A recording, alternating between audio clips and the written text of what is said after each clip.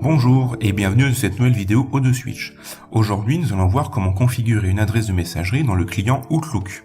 Donc dans cette vidéo, on va voir une configuration SSL, c'est-à-dire que votre client de messagerie va se connecter au serveur de manière chiffrée. La connexion sera chiffrée entre votre ordinateur et le serveur. Donc avant de faire cela, il faut aller dans ces panels, dans l'outil compte de messagerie, en face du compte que vous avez créé précédemment, il faut aller dans la partie qui s'appelle configurer le client de messagerie.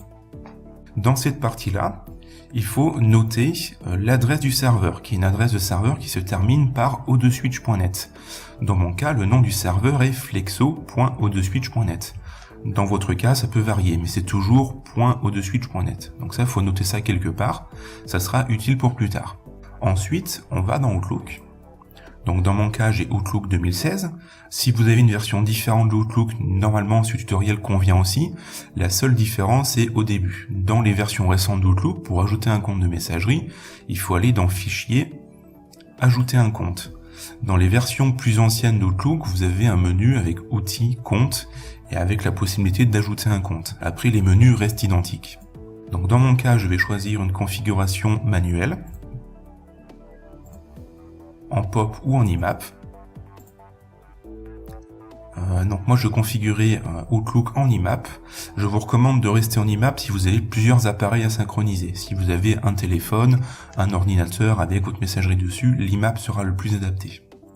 Donc dans le nom, c'est le nom qui va apparaître quand vous rédigez vos messages. L'adresse de messagerie, c'est l'adresse que vous avez créée juste avant.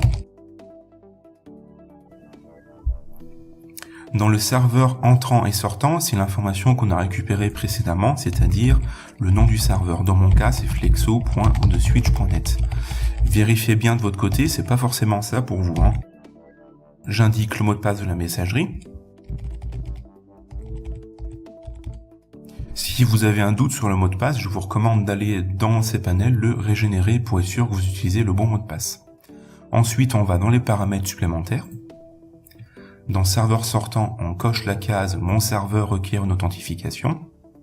Dans les options avancées, on coche le SSL pour le serveur entrant. Le port change en 993.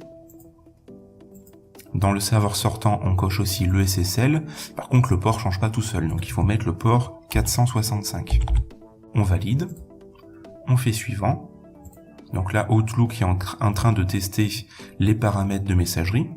Les paramètres ont été acceptés par Outlook, donc on peut fermer la petite fenêtre là, terminer, et là vous avez votre messagerie qui va apparaître à gauche avec tous les dossiers et des messages de test qui sont envoyés et reçus. Ça, ce sont des messages de test Outlook pour vérifier que tout est bon. Voilà, la configuration d'un compte de messagerie dans Outlook est terminée. Il n'y a rien de plus à faire, ce n'est pas plus compliqué. Dans les vidéos qui vont suivre, nous allons voir comment utiliser les outils avancés de messagerie que vous avez dans ces panels, comme les filtres de messagerie ou les anti-spam.